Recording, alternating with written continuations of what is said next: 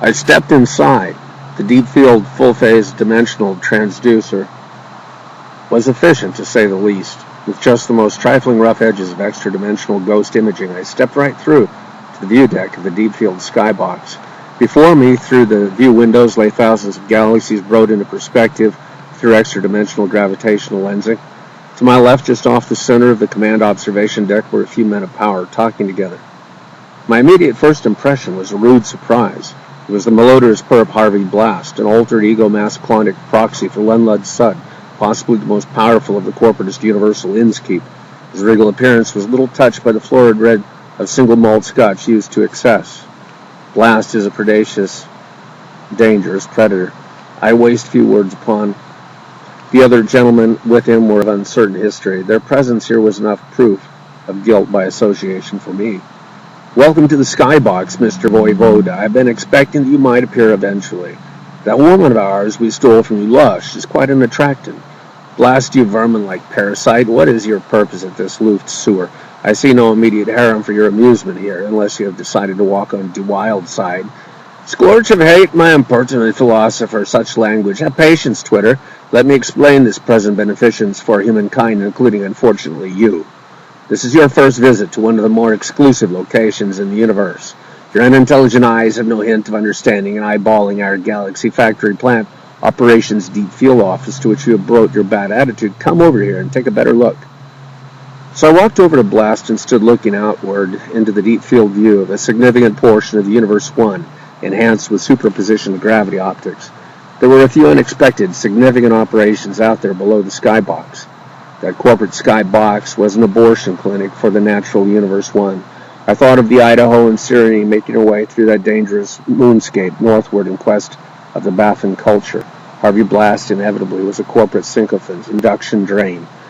How I would return to Idaho to provide the marginalized survivors in the heart of the global warming crisis era detailed instructions for reclaiming the United States with a thermal dampening project was beyond my knowledge, being a few hundred of millions of light parsecs away, apparently.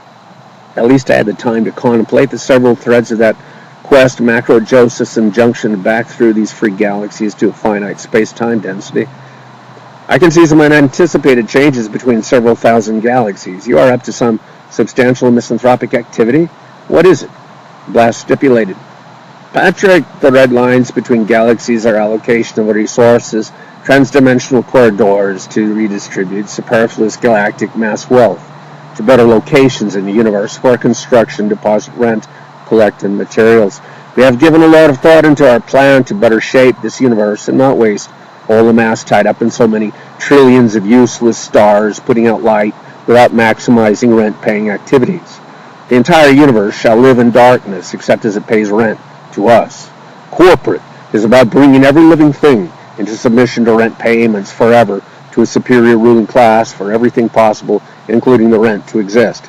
I have written a new bill of rents for universal governance of the rents of mankind.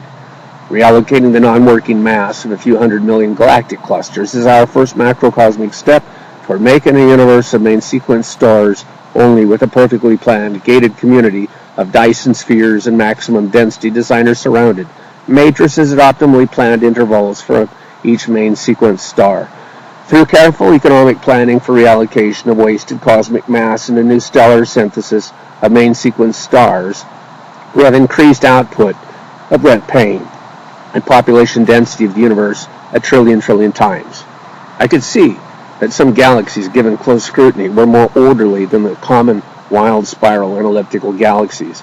The planned community galaxies were made of stars in neat rows, and all of the same size with equidistant spacing. Many pseudo-black holes were placed at appropriate intervals, I would think, to keep warping forms of space-time active in order to offset natural gravitational clustering of main sequence stars burning brightly and evenly. These planned galaxies were not so easy to see because most of the light fell upon the sea of Dyson spheres surrounding each star. In the form of dark matter, the gated communities may already contain 50% more mass than that of the commonly visible universe. It was an intelligent design, yet also a completely wicked abuse of public natural universal resources. You can't do that to the entire universe, Blast. Don't you realize what effect upon space-time the redistribution of matter will have? It will expand exponentially in some places and collapse in others. You must halt. The plan gated development right directly, Harv. Our best economists have assured me that the 5-year planning for profit guarantees the viability of the development potential. We have no need for voodoo physics theories from you, Mr. Voevoda. We will leave no disorderly galaxies in which non-rent-paying freeloaders might hide. This project into the future has already made the majority of dark matter and unknown to the non-cognoscenti of the non-corporate space-time universal continua ours. Plainly, there was no point in reasoning with Sud. Some prayer of mine from another time must have been processed at this moment, though. I was dimensionally reset by a panel of power and directed a field-structured supernova to collapse here in a few seconds before the multi-dimensional reset values depleted my remaining time in the deep field skybox.